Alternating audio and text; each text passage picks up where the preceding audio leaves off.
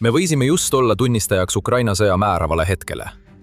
Keset kõiki Putini sepitsusi ja tema katseid NATOt lõhestada ning takistada Ukrainal saamas seda, mida tal on vaja enda kaitsmiseks, tegi NATO just midagi suurt. 3 rasket otsust on just viinud Ukraina võidu lävele. Putin seisab nüüd silmitsi oma suurima õudusunenäoga. Ta tahtis lõhestada, kuid on loonud ühtsema NATO ja tugevama Ukraina.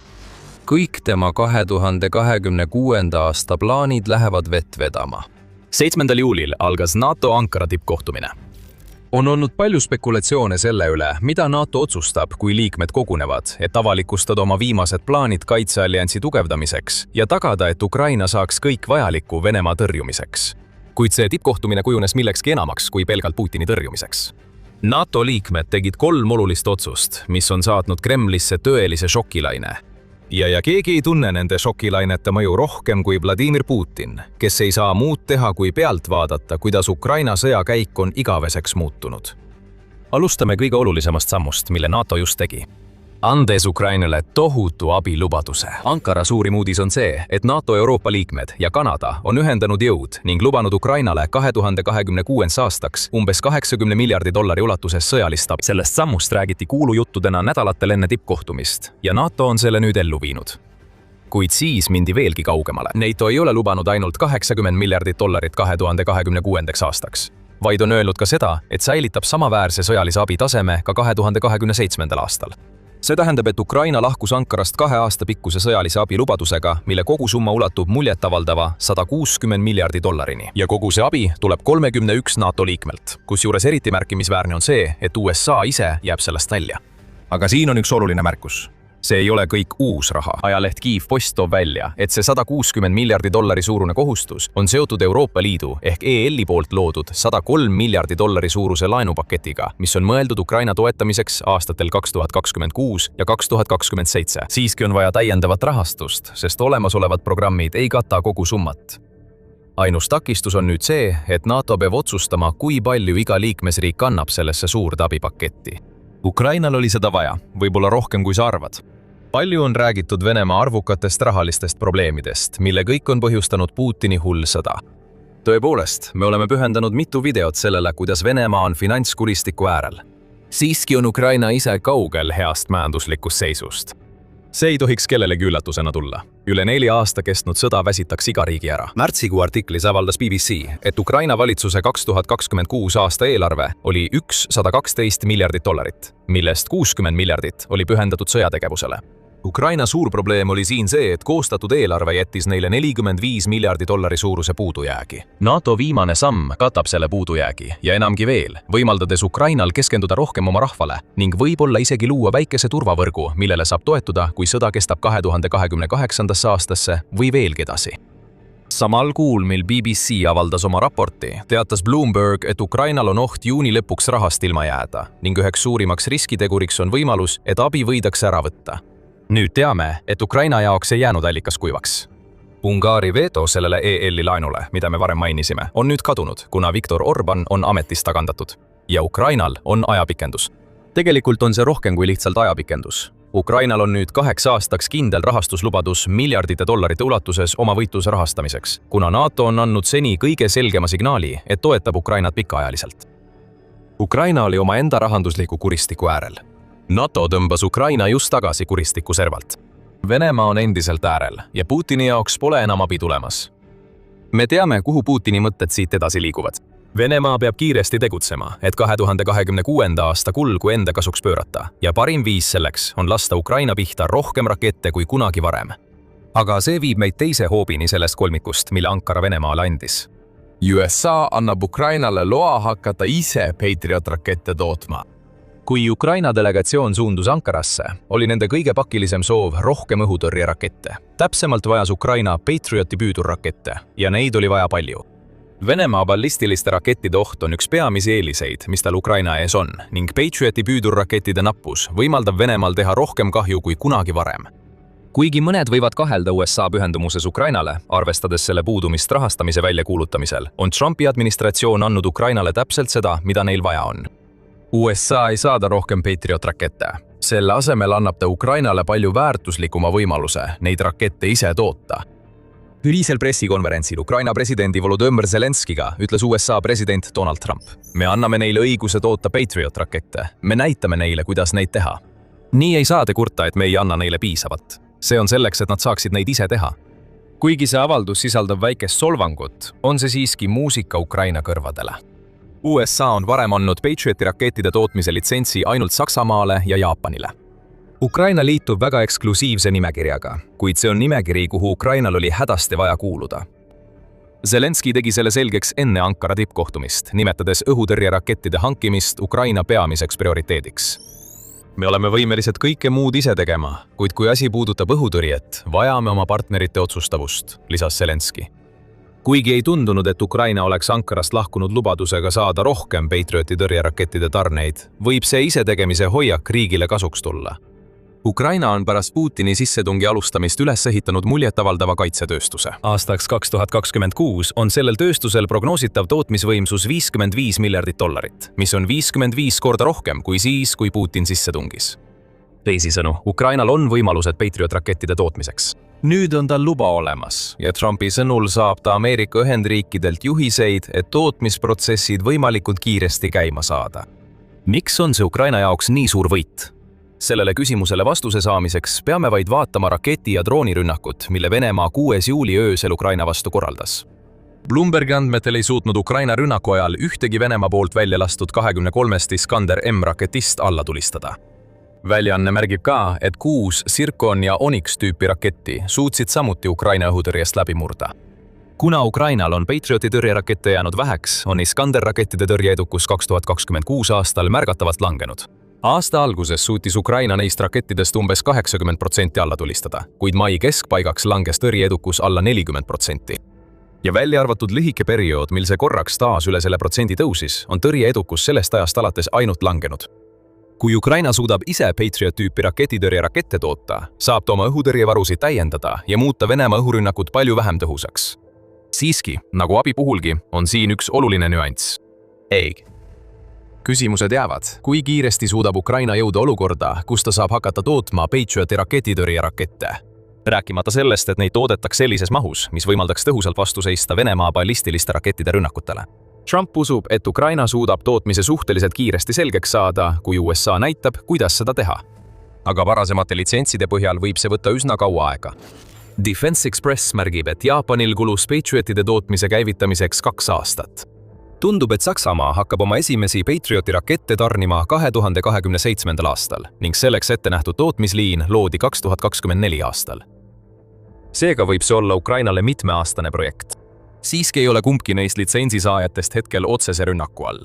Ukrainal on rohkem motivatsiooni kui Jaapanil või Saksamaal tootmine käima saada ning ta on näidanud märkimisväärset paindlikkust, viies oma täppisrelvad ideest masstootmiseni lühikese ajaga.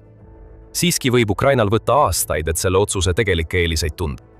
Ukrainal on vaja, et tema NATO partnerid pingutaksid rohkem ja annaksid Patrioti püüdurrakette seni, kuni see üles seatakse. Siiski näeme siin olulist esimest sammu Ukraina õhutõrje tugevdamisel Vene ballistiliste rakettide ohu vastu. Ja sellega jõuame 3. hoobini, mille Ankara Venemaale andis. NATO tegi veel ühe suure sammu, mis integreerib Ukraina Euroopa julgeolekukeskkonda sügavamalt kui kunagi varem. Aga enne kui me selle sammu avalikustame, on see sõjasaade. Kui sa pole veel tellinud, siis nüüd on ideaalne aeg vajutada nuppu ja panna märguanne tööle, et sa näeksid alati, mis meil järgmisena tulemas on. Viimane samm, mille NATO Ankaras tegi, oli rohkem poliitilise signaali andmine kui Ukraina toetamine. Aga see oli signaal, mida Putin ei tahtnud kunagi näha. NATO on ühiselt kuulutanud, et Ukraina on julgeolekusse panustaja Euroopa-Atlandi piirkonnas. See võib pealtnäha tunduda tühise asjana. Võiks isegi väita, et Ukraina on seda rolli juba ammu täitnud, eriti kuna ta loob kaitsepartnerlusi kogu Euroopas ja on muutunud juhtivaks riigiks droonide tootmisel. Kuid sõnadel julgeolekusse panustaja on tähtsus. Miks? NATO on väga täpne selles keeles, mida ta kasutab, ja seda konkreetset terminit kasutatakse tavaliselt ainult siis, kui organisatsioon hindab, kas riik võib saada NATO liikmeks. See, mida me just NATOlt nägime, on seni kõige tugevam vihje, et Ukraina liikmelisust kaalutakse. See ei tähenda, et Ukraina oleks liikmelisuse kiirrajal. Ukraina NATO liikmeks saamisele on endiselt palju vastuseisu, eriti kuna sõda Venemaaga veel kestab. ja see vastuseis on mõistetav. Kui Ukraina saaks praegu liikmeks, tooks Venemaa sissetung paratamatult kaasa 5. artikli käivitamise, mis tõmbaks NATO teised liikmed Putini alustatud sõtta. Liikmelisus praegu oleks eskalatsioon ja seda riski NATO endale lubada ei saa, sest see võiks viia Putini kontrolli alt väljumiseni. Sellegipoolest on selle termini kasutamine tugev signaal Venemaa juhile. See on ka tunnustus Volodõmõr Zelenski argumendile Ukraina liikmelisuse kohta NATOs, mille ta esitas enne Ankara tippkohtumist. Kas sa tõesti usud, et oleks õige jätta NATOst välja? Riik ja rahvas sellise kaitsevõime tasemega, küsis Zelenski, lisades, et kui meil juba on need võimed, kui ukrainlased juba oskavad nii võidelda, siis on mõistlik, et need võimed saaksid osa alliansi kollektiivsest kaitsest. See teeks meid kõiki tugevamaks. Zelenskil on õigus. On veel rohkem tegureid peale Ukraina tugevuse, mida tuleb arvestada. NATO tunnistab mõlemaid argumente. Seega võime näha Ukraina nimetamist julgeolekusse panustajaks märgina sellest, et Ukrainat kaalutakse NATO liikmeks siis, kui Ukraina sõda lõpeb. Ja sama muret tekitav Putini jaoks on ka see, et see on signaal, et NATO usub, et Ukraina tuleb sellest sõjast võitjana välja, mis avaks tee tema liikmelisuse. See, mille tunnistajaks me siin oleme, on tõeline Ukraina sõja pöördepunkt. NATO annab seni kõige tugevamaid signaale, et ta kavatseb Ukrainat pikaajaliselt toetada ja sellel on lihtne põhjus. See on hoop näkku Putini strateegiale NATOt lõhestada, et Venemaa saaks Ukraina vallutada. Venemaa president pole oma strateegiat NATO suhtes varjanud. Lõhestamine on eesmärk.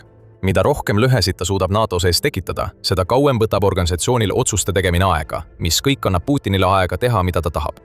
Nagu Hill märgib, peab Putin selle lehe tekitamist ainsaks võimaluseks, kuidas Venemaa saab NATOt tõeliselt võita. Tavapärases sõjalises mõttes saaks NATO kogu jõud Venemaast jagu. Otsene sõda, kuigi võimalik, võiks tähendada Venemaa jaoks lõppu. Seega on parem püüda NATO lõppu tuua mitte jõuga, vaid lõhestamise seemnete külvamisega. Toetus Ukrainale on juba ammu olnud üks neist seemnetest. USA mõjutamise katsed alates Trumpi võimule tulekust on olnud üks Vene juhtide taktikaid ning ta oleks olnud üliõnnelik kuuldes Trumpi viimastel aastatel NATOt hukka mõistmas. See hukkamõist pole lõppenud. Samal Ankara konverentsil, kus Trump ütles, et USA annab Patriot-rakettide tootmiseks litsentsi Türgile, nimetas Trump ka Hispaaniat lootusetuks juhtumiks ja kohutavaks partneriks NATOs. See näib olevat tulenenud sellest, et Hispaania ei lubanud USA-l kasutada oma territooriumil asuvaid sõjaväebaase operatsiooni Epic Fury jaoks. See näitab siiski, et Putinil on võimalusi NATO sees olukorda ära kasutada. Putin üritab NATOt kukkuma panna. Nüüd on tekkinud mure, et Venemaa plaanib mingisugust sõjalist tegevust, võib-olla Balti piirkonnas või Poolas, ja lõhe, mida Putin on püüdnud tekitada, oleks siin võtmetähtsusega.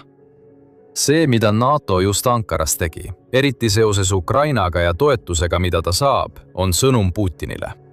Lõhe. Milline lõhe? Vähemalt Ukraina küsimuses näitab NATO just sellist ühtset rindejoont, mida Putin kindlasti näha ei taha. Tõsi, USA ei panusta rahaliselt, kuid on teinud suure sammu Patriot-rakettide litsentsimisega. Ja vihjed sellele, et Ukrainast võiks tulevikus saada NATO liige, on Putini plaanidele NATO liikmete lõhestamiseks tõsine löök, kuni selleni, et Ukraina jääks isoleerituks. Parimadki Putini plaanid on luhta läinud. NATO on saatnud olulisi poliitilisi signaale, eriti Patrioti kokkuleppega, mis näitab, et Ukraina on NATOs piisavalt austust teeninud, et teda käsitletakse võtmetähtsusega partnerina. Lõppude lõpuks ei seisne see kokkulepe ainult rakettide tootmises. See tunnustab, et Ukrainal on üldse võimekus neid rakette toota, mida enne Putini sissetungi lihtsalt ei olnud. Putin ei ole selle kõige üle sugugi rahul ja kui sul on vaja selle kohta märke, siis piisab või vaadata tema Kremli hääletoru sõnu pärast Ankarat. Venemaa välisministeeriumi pressiesindaja Maria Zakharova on juba nimetanud Ankara tulemusi ja NATO tehtud otsuseid katastroofiliseks ja vastutustundetuks. See ei ole tugev hukkamõist. See on Kremli paanika, mis on saanud hääle. Muidugi on see Venemaa jaoks katastroofiline. NATO on just andnud Ukrainale võiduvõtmed, tagades, et seda rahastatakse vähemalt järgmised 2 aastat, lisaks kõigele muule. NATO peasekretär Mark Rutte on samuti andnud terava vastulöögi Venemaa väidetele, et NATO laguneb sisemiste vaidluste tõttu, mida Venemaa lõhestamistaktikad tekitavad. Rutte ütleb, et arutelu ei ole nõrkuse märk. Arutelud toimuvad toimivates demokraatiates, millest Putin ei tea midagi. Kuid see, mis on Venemaad pärast Ankarat tõeliselt hirmutanud, on see, et nad on näinud muutust NATO poliitikas. Ankaras ütles NATO Venemaale, et nad ei püüa enam Ukrainas kriisi lihtsalt hallata.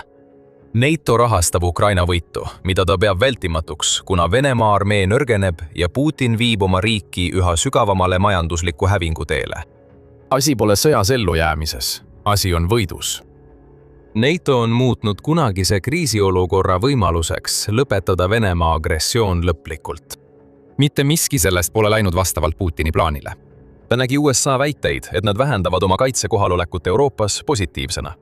Aga selle asemel sai ta NATO Euroopa liikmetelt ja Kanadalt lubaduse, et nad toetavad Ukrainat tugevamalt kui varem ning muutuvad selle käigus Venemaale tugevamaks vastaseks kui enne Putini sissetungi Ukrainasse. Selles kõiges on näha Euroopa eemaldumist USA-st. Vaidlus selle üle, kas see on hea või halb, võiks kesta igavesti, kuid üks asi, mida see eemaldamine tähendab, on see, et Euroopa kui tervik peab muutuma tugevamaks. Seesama Euroopa, mis on Venemaale palju otsesem oht juba ainuüksi läheduse tõttu kui USA. Eelkõige näitab abilubadus, kuidas Euroopa näitab oma majanduslikku jõudu ja seda musklit ei kasutata veel kaugeltki täiel määral. See teeb Putinit murelikuks, sest ta on juba Venemaa rahaliselt nii kaugele surunud kui võimalik. Ja mis veelgi hullem, Venemaa juhile Ukraina toetamine ei käi ainult ühes suunas. See on integratsioon. Ukraina on NATO-le sama väärtuslik kaitsepartner kui NATO Ukrainale, eriti kui jutt käib droonidest. NATO plaan on tagada, et Ukraina võidab täna, et NATO saaks homme Venemaale suuremat ohtu kujutada.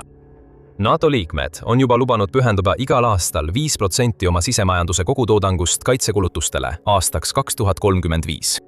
Me näeme, kuidas kogu Euroopas sõlmitakse kaitselepinguid, millest paljud hõlmavad Ukrainat. Putin soovis luua lõhestatud mandri, kuid kõik, mida ta on saavutanud, on see, et ta on loonud koletise, kes on nüüd kogu jõuga Ukraina taha asunud viisil, mida Venemaa poleks osanud ette näha. Venemaa näib olevat pärast Ankara tippkohtumist üllatusest tabatud. See ei oleks pidanud nii olema. Kuulujutud NATO plaanide kohta olid juba nädalaid varem liikvel ja me kajastasime neid. Oma videos selgitasime, kuidas NATO 80 miljardi dollari suurune lubadus ületab kõik Ukraina senised soovid ning miks oli oluline, et see raha jõuaks kohale pigem varem kui hiljem. Kui soovid rohkem teada saada, siis jäta korraks kõik pooleli ja süvene veelgi põhjalikumalt sellesse, miks NATO tegevus Ukraina heaks on oluline, vaadates seda videot. Ja kui sulle see video meeldis, vajuta tellimisnuppu, et näha rohkem The Military Show saateid ja meie analüüse viimastest arengutest Ukraina sõjas. Aitäh vaatamast!